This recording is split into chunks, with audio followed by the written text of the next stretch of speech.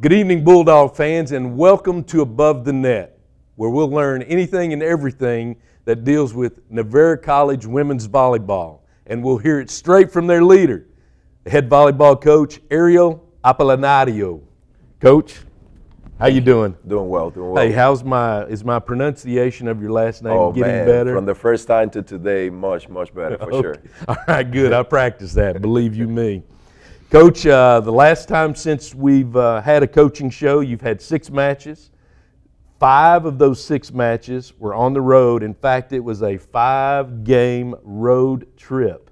You were 4-1 overall. Our last game was this past Wednesday where we won and beat Tyler. So overall in those 6 matches, we were 5-1. So just give us an overall perspective from the coaching standpoint of how you felt those 6 matches have gone. Of course. As we already know, Region 14, one of the toughest one in the United States, is always going to be a battle, and we are very clear about that. We understand that very well, and that's something that we as a staff, we communicate with our athletes every year, that it's going to be a battle, and it doesn't matter what type of product you have out there. There's a lot of the rivals, you have your Tylers, you have your Trinity Valley. That is always going to be the case, but it's also Region 14. Region 14 kind of bring the best of you, whenever you are at the top, it's going to be for most people, it's going to be the best day, they want to take you down for a reason, but I think that we've done a really solid job of making sure that we keep the main thing, and that's winning the day. And yes, we went 4-1. We draw 1 to Trinity. Credit to them. But still, we still have plenty of opportunity. We were after game 3, we were up 2-1. Didn't play great game 4. We dropped that one 25-20. And then going into game 5, short game to 15, we were kind of always playing cash up, and I think that we closed it to 2 points late in the game, but we didn't have enough to get over the hump, So it's always tough being on the road, being on the road, playing another quality opponent is always gonna be tough to begin with, and the fact that we were kind of like just playing catch up. It kind of appears to be that way. We ran out of time. We really did, And again, credit to Trinity. We always gonna give credit when credit is due, and they were just very solid that day, And we expected that. And now we're here 4-1 after that trip, and we get to learn, and we must move forward. Well, that's our only blemish in our conference standings is that loss, and you talked about it being a battle, Trinity Valley being one of those type of teams. Coming off that loss, how do you feel the ladies responded to it as we move forward and work toward the end of the conference schedule? In terms of responding, and that's exactly what we talk about. We have plenty of information. That what we do with it is up to us now. But we must move forward, and the quicker we do, the better we're going to be because of it, Honestly, I wish that we could have played the 9 after, instead of waiting a couple of days before we actually get to play, There was some bad energy, which is very normal, It's very normal. It happened to us, and it probably happens to everybody else out there as well. It's very natural for athletes to feel that way, for people to feel that way, and we definitely felt it. We are not any different than anybody else.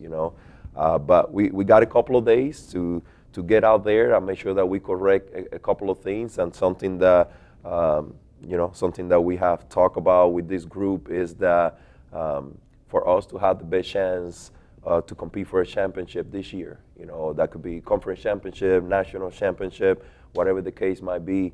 Our defense has to get a lot better, and that's a commitment that each one of us has to make, because we definitely have the skill set, that goes without question, but we got to make that commitment as well defensively to make sure that we can close that gap a little bit more, But I like where we are. and we get to move forward once again. But definitely after Trinity, we got home, and the next day was kind of funky, especially emotionally. Yeah. In a way, I kind of expected that. The next day was a little bit better. Was a little bit better, and then we got to Saturday. We got on the road again. Getting on the road is actually not as bad as it sounds. Because you get on the bus and it's just a very small bubble. And that's all it is. And we got out there, and we felt like we had a pretty solid warm up. And once we kind of got things going, especially later in the game, we felt really good. We were able to kind of do some things that we haven't done this year. We had a couple of athletes kind of, I wouldn't say playing out of position, but it hasn't been their I guess their role that they have played for us from day one. But it was refreshing to see that even during a conference match, we did some things that we haven't done this year, and we got a lot of really good information from that day. So all in all, a very successful weekend for us, and we made some changes. We definitely didn't reinvent anything, but we made some tweaks, more than anything else, and we got a lot of information. And I did tell them, especially after that Trinity match, that it's better that this is happening for us now than at the end, And of course, it didn't feel good, but I think that we're going to be better off because of it. I really think so. That's great. Your ladies are very competitive, and I think they've responded very well, and that led us up to the home match that we had Wednesday against Tyler. Pretty much had gone back to the way things had been up to that point anyway. 3-0 match, you pretty much swept them, so they responded very, very well, and I'm sure that that made you feel a lot better, especially after Saturday's win. But leading up, coming back home, where that bubble now grows because they're in their dorm, they're around other athletes, other students, and just the college life. So they responded very well against Tyler. How did you feel about that game after it was over, or the match after it was over? Yeah. And Tyler, we always talk about the Tyler's type of team. And we have other teams in our conference that are similar to it. But if there's anything about Tyler, is that they are going to play hard. We also were very aware of a couple of things. Going into this week, it was going to be our last week at home. The last, Tyler being one of the last 2 matches at home, just for them to embrace it, really embrace the opportunity to be out there. For some of them, the sophomore class, this is going to be the last time to officially play in front of the home crowd. And talking about the home crowd, just the energy, amazing, and that's something that they have, early in the year was just a conversation with the athletes in terms of, we might not have the best facilities in terms of, the newest one, but man, the home crowd, you talk about home crowd, home energy, maybe I'm a little biased, but I don't think there's anybody else out there that do it like we do it, and you could feel it, and they can definitely feel it as well.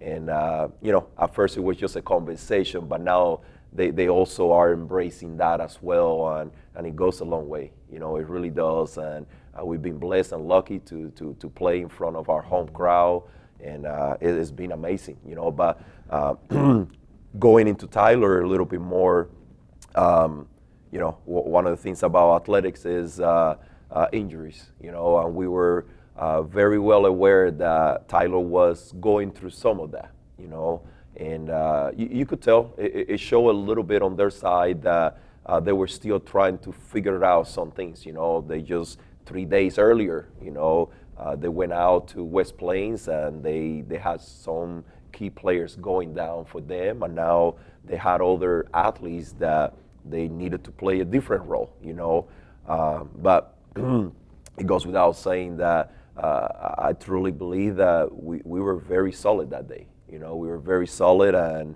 we just did our job. We did our job, and we were able to go out there. It didn't matter who was on the floor or who wasn't. and it was the same feeling, you know. And credit to the girls, you know, they acted like professionals, you know, and I thought we got better that day. I really did. Well, and it looked that way as well. It really did. You could not tell that a few matches previous we lost to Trinity Valley. It was like it never happened, and that's a great response. And I know as a coach that you're excited about that. 100%. It's in the past. We're still moving forward, and you've talked about that before. We'll talk real quick about conference standings. I'm just going to mention our top three because we're also a part of the national standings as well. Of course, we're in the lead, and we're number 5 in the nation. You've got Blinn at number 2 in our conference, but they're number 11 in the nation. And then Trinity Valley brings up the 3rd spot in the conference, but they are also number 9 in the nation. And we've talked a little bit about how those rankings go, and you take them with a grain of salt, and it's all about playing, and we totally understand that. You've got 4 games remaining. Of course, tonight's big game. You mentioned it before. It's our last home game. It's a big night for our sophomores against Lee. Wednesday the 18th, we go to Coastal Bend. Saturday the 21st, we go to Victoria, and then we end our season with a huge match at Blinn on Thursday the 26th. So we mentioned conference here. You and I spoke off camera before we started the show, and the layout of the conference tournament is different from what it's been in the past. Let's go ahead and share that information with everybody so they'll better understand how our conference tournament works. Yeah, so the region tournament, so in the past, I believe even before my time here, just before my first year, it has been kind of like a double elimination type of tournament. So let's say you go out first round, you lose, you are no out technically. Now your journey becomes a little bit more challenging, but you still have an opportunity to come from the losing bracket, however you want to call it, and still have an opportunity to play for the championship match, you know. But if you come from the losing bracket and if you play the winner of the winner bracket, that means that you actually now have to beat them 2 times, not just 1, you know. So there's a chance. It's just a little bit more challenging. And also our region, I think a lot has to do with numbers. You know, I think that when COVID and all of that was happening, evolving, we lost a couple of members in our region. You know, they kind of discontinued the program. So now it kind of dropped us in terms of numbers, you know, and that's how we have done it in the past. But we have always been one of the regions that has 2 bids to go to the national tournament. You know, you get invited. And that's not even talking about the at-large, you know. In the past, we have had, in terms of NJCAA, a Division I, 2 at-large bid. This year it went to 4. Also, our conference, our region, went from having 2 to 1. So we lost one of the bids, you know. And we also went from having a double elimination type of tournament to a single elimination, you know. So definitely the urgency is going to be a little bit different. I think in terms of the competition, in my opinion, I think that is going to get the best from every single person, you know, every single team out there, because if you lose, you out. There's not a chance to eventually come back to that championship match. So I personally like it as a competitor, but also as we know that anybody can have a bad night, you know, and that's what, you know, nobody wants that. And hoping that during that span of, you know, 2-3 days, whatever the case might be during the region tournament, we don't have a bad night, you know. But at the same time, it definitely should. It should be able to bring the best of every team, you know, and that's what I'm looking for. You know, that's what I'm looking for, because it does matter. You don't have, it's not like one of those whenever you were a kid, a video game. You know, you have multiple life, and once you die, the game is over, but you could restart the game and do it again.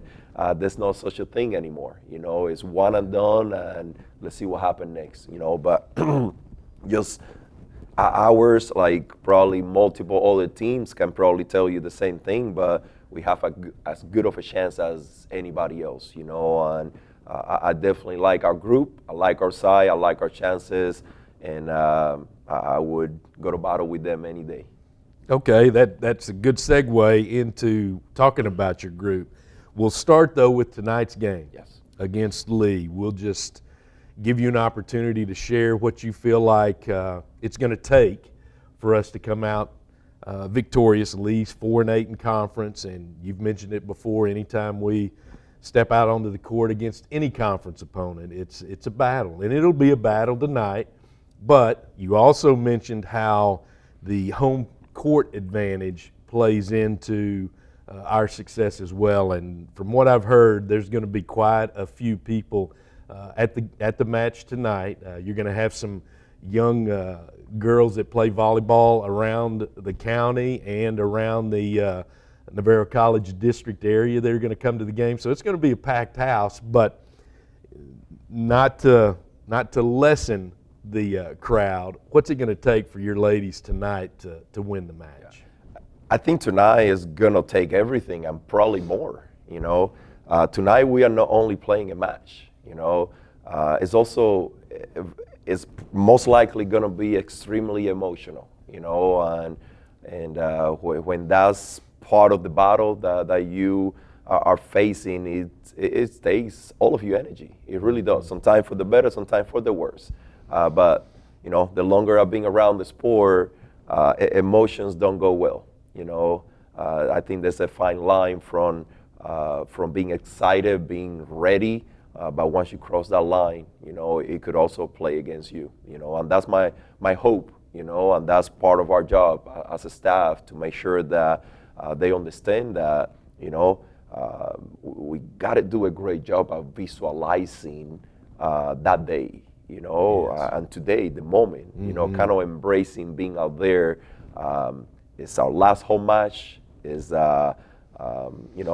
could go out this year protecting home court at an extremely high level, not having lost any of our matches at home, which is a small goal itself. It has never been the what we set out to do. It kind of happened to be that way, and now we want to make sure that we finish the job. We have a great opportunity to finish undefeated at home. It's definitely a pretty cool feeling, not only for our group, but just for the crowd, for the people watching, and all of the great support and the love. It's kind of like, thank you, Yes. Thank you for the support and the love, and this is what we have done for you, So it's kind of like that.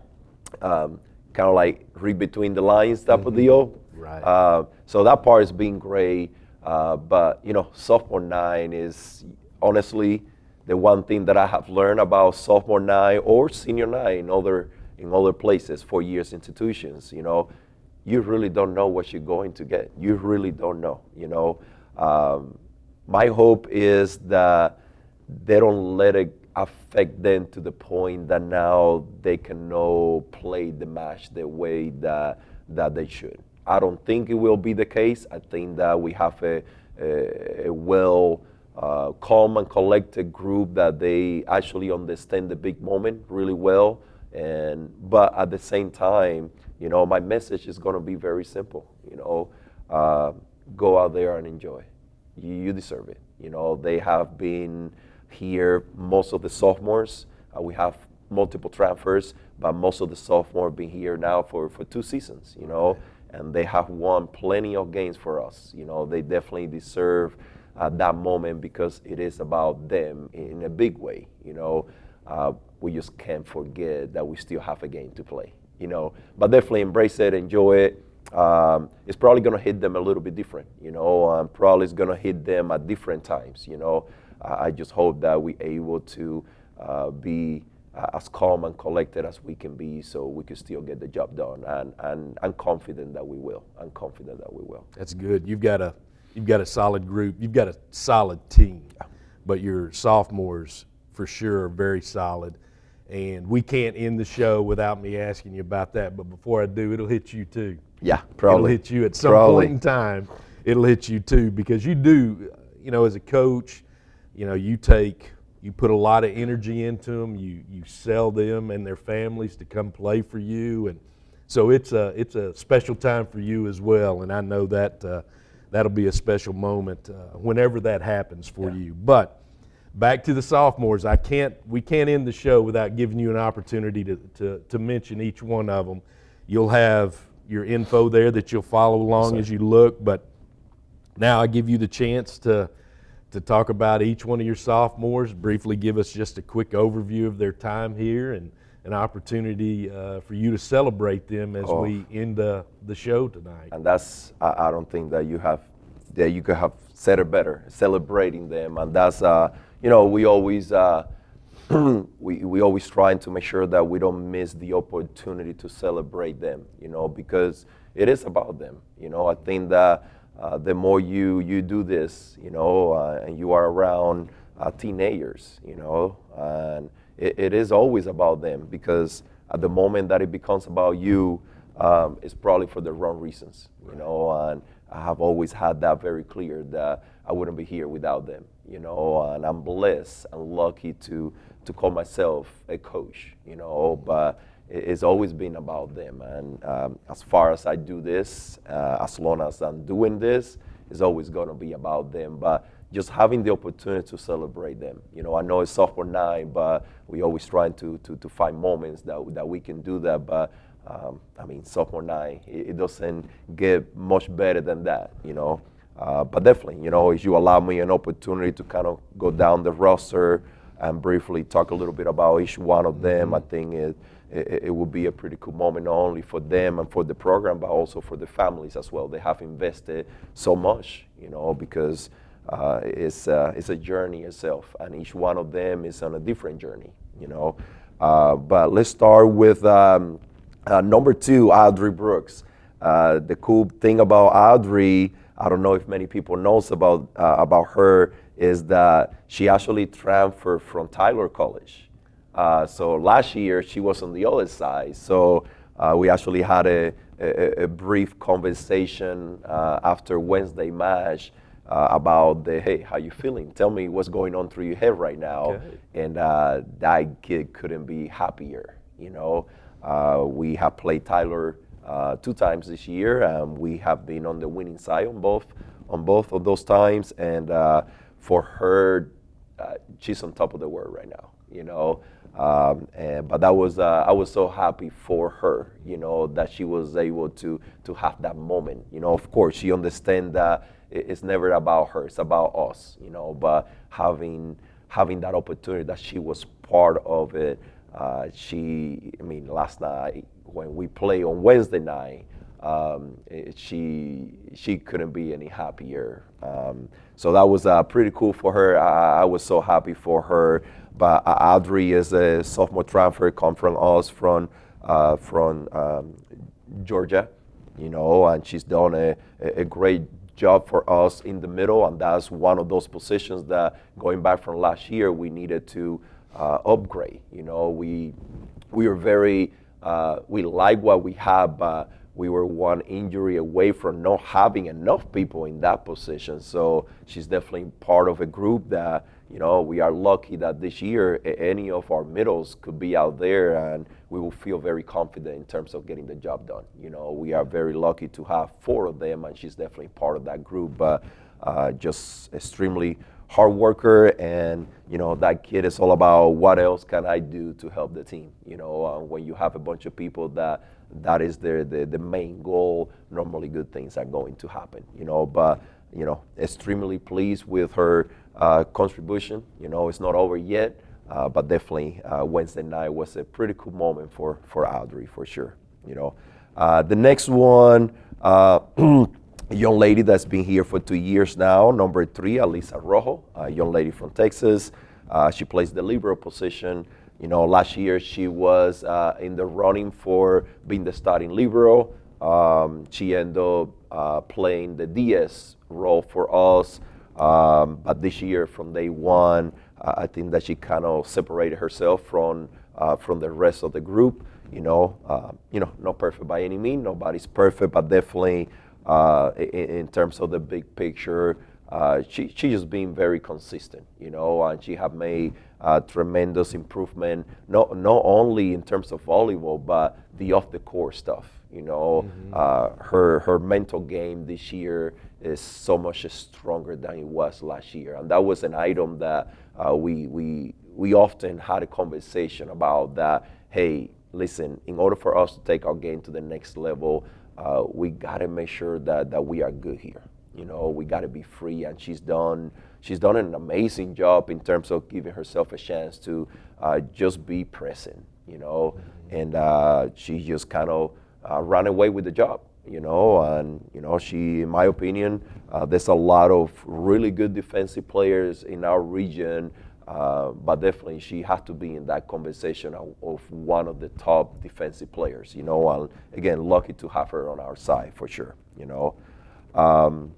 Number 5, Samaya Williams, you know, that kid is full of life. You know, that kid is one of those that when she smiles, you know, their room is just, the environment is just that much better because she's in it, you know, and we've been lucky to have, we call her Maya, lucky to have her for 2 years, you know. I know she's one of our athletes that, you know, she wishes that she had a little bit bigger role, you know, but she have come to terms that there are some things that she cannot control. However, again, the ultimate goal is about us, you know, and she's done an amazing job at just playing that role, just being ready but staying ready, you know, when the opportunity presented itself. And also us as a program, we've done a much better job this year than we have in the past at making sure that we search for opportunities, because each one of them, they are here for a reason, you know, and it is as important for us as it is for them to make sure that we create opportunities for them to continue being seen and evaluated by other college coaches, you know. But, you know, Samaya have done a really good job in terms of going from a knucklehead, you know, to she's growing. All of them are, but you could tell from year 1 to year 2, just what an amazing job she's done on and off the court to give herself the best opportunity to be successful, you know. We have, let's talk a little bit about Hannah Tilska, number 10. We have talked about her before, and how much of impact she have left behind. You know, again, the year is not over yet, but definitely looking back in perspective, it has been a blessing. It has been a blessing to have such a talent as Hannah, you know, and she's been, from day one, she's been a big part of the reason why we have been successful, you know. And again, we definitely gonna miss that talent because it's very unique, you know, in many ways. And you know, Hannah is one of those kids that it doesn't come around often, you know. And again, we're gonna embrace it, you know. We're gonna enjoy it as long as we can. And then once she is no longer here because she's moving on, then we're gonna figure it out. Eventually we will. And it happens with every college. Eventually, every other year, those type of players come and go, and you know, either you get to rebuild or you get to kind of go from where you were. But man, we're definitely gonna miss Hannah in so many ways, as we would everybody else. But you know, again, every single person is a little bit different. But we definitely, you know, we wish them nothing but the best, and they will have plenty of opportunities moving forward. So just happy for us, but happy to continue kind of seeing that recruiting process, how continue evolving, you know. Next one, young lady that came alongside Hannah, Kalina Polinska, our number 11, you know, and we have also talked about Kalina plenty of time already, but you know, I keep saying this, you know, the naked eye don't realize how good Kalina is because we have a Hannah, you know. And but definitely, you know, also lucky to have Kalina, and you know, this is just for the last couple of years they have done so much, you know. And actually, something about Kalina just the other day, you know, She kind of went through multiple matches that she just didn't feel like herself, and even whenever you look at just from the outside looking in, just number-wise, like she's adding so much value because she is, and from last year to this year, like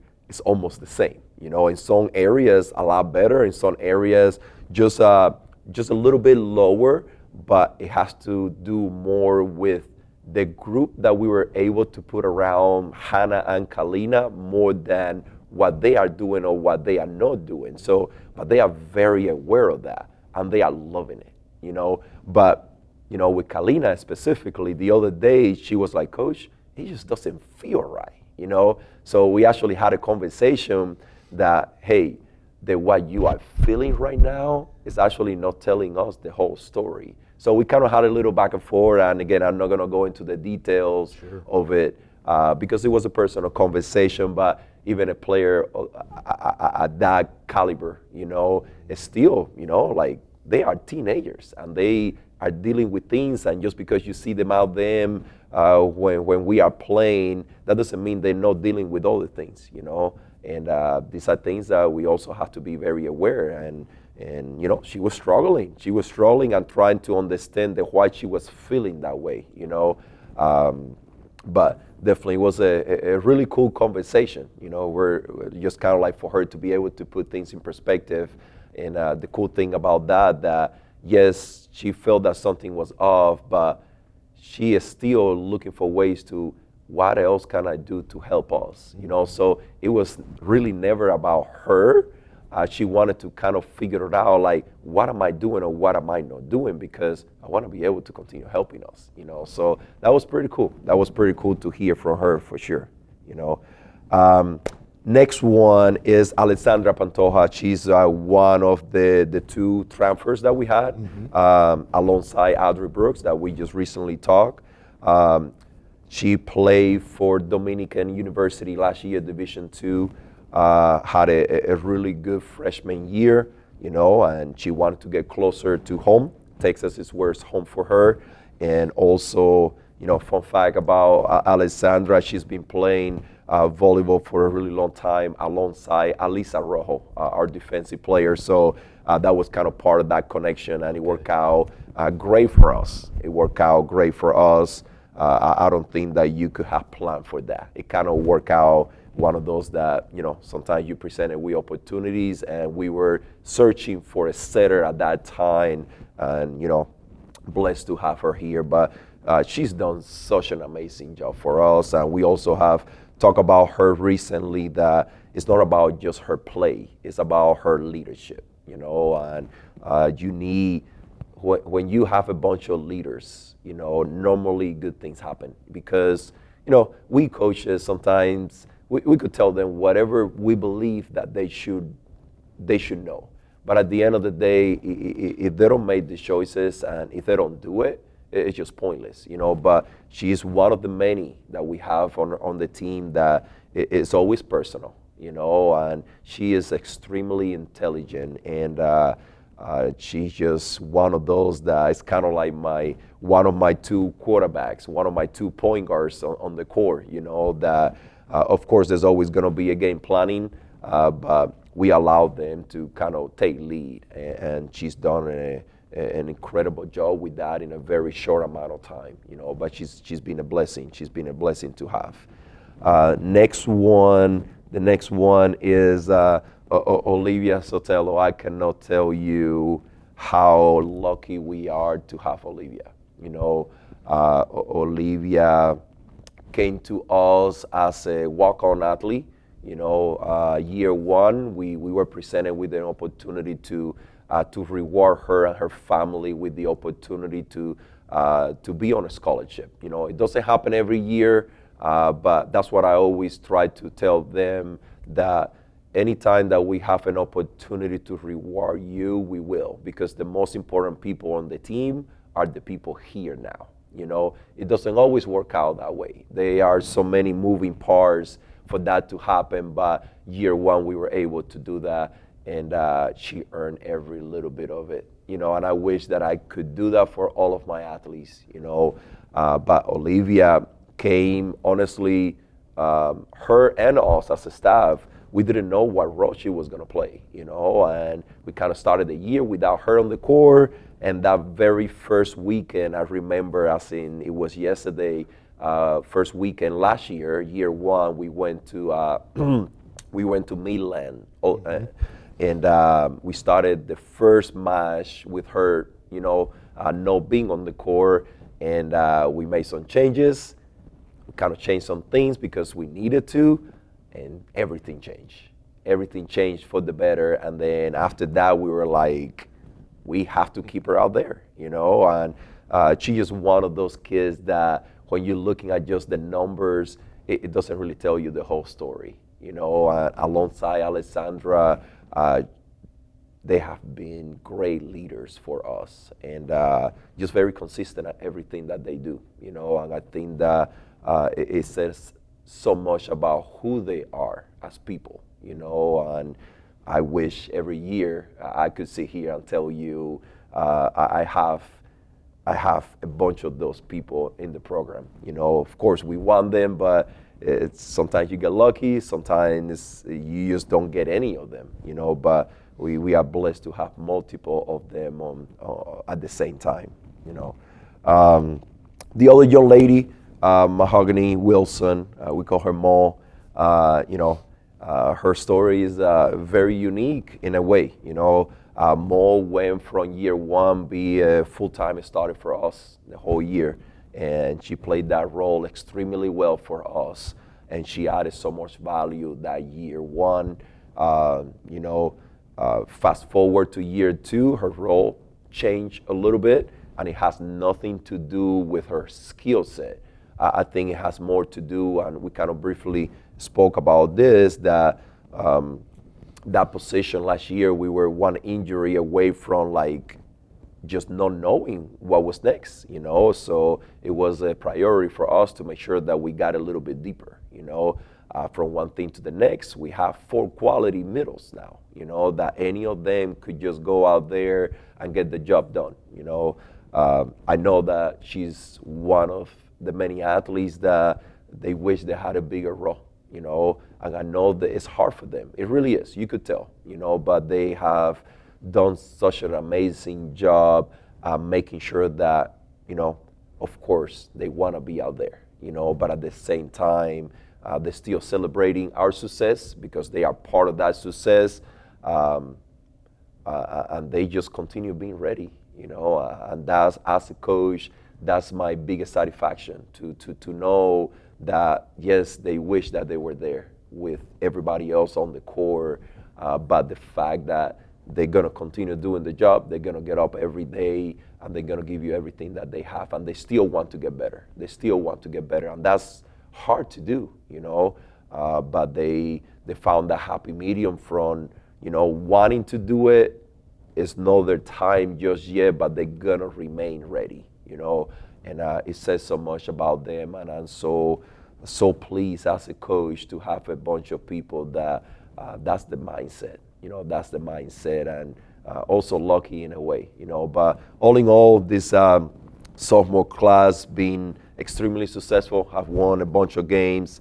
Last year, I believe we were 27-8. I might be right, I might be wrong. Don't quote me on it. This is just from the top of my head. This year, we're having another solid year. We have only dropped 2 matches. So again, in the span of 2 years, they have won close to, and the year is not over yet. Probably they're gonna end up 50+ wins with maybe 10 losses. It says a lot about this group, and the year's not over yet, and we haven't accomplished anything in terms of big picture, but I think we are on the way. Well, that's great. I really think a lot of you for how you are able to speak on behalf of each one of your sophomores. We need to celebrate you as well, celebrate you as a coach and what you do in your profession, the passion that you have for the sport, the passion you have for the little intricate details for the sport itself, And then on the flip side of that, the other side of coach, how much energy, dedication, the management, the mental training, and all these little pieces that people overlook that you pour into your athletes. We really appreciate those kind of aspects because people don't talk a lot about that with a coach. No, they don't. You know that firsthand. It's all about the wins and losses, and everybody reacts accordingly. But there's a family involved too, and being a former coach, that's the whole reason I bring this up, because I think it's vitally important that people understand the sacrifices that you make as a husband and a father, but also what your wife and your children go through in this profession. It's very rewarding, and at other times it's very tough and very trying, but we appreciate everything that you've done for the coaching profession, for the sport and our athletes, and how you represent Navarro College as well. And just thank you on behalf of anybody and everybody. My pleasure. Absolutely. Thank you. Well, you've heard it first right here from the head coach. We really appreciate everything that he's done. We appreciate the commitment from the girls and celebrate our sophomores in tonight's game. Those of you that will view tonight's game as it streams, remember those little pieces about each one of those athletes. Remember what your coach does for not only the sport of volleyball and not only the ladies on the team, but also the college and how he represents the college. It's been a pleasure being your host here on Above the Net, giving you an inside look at Navarro College women's volleyball. We hope you've enjoyed the shows that we have, and we look forward to a great closeout for the season for the ladies and how the regional tournament goes, and hopefully that'll move them on into the national tournament as well. So on behalf of our head coach, Ariel Apolinario, I've been your host, Richie Cottrell at Above the Net. Enjoy tonight's game, and then just keep your eyes out and keep supporting the women's volleyball program here at Navarro. Go Bulldogs.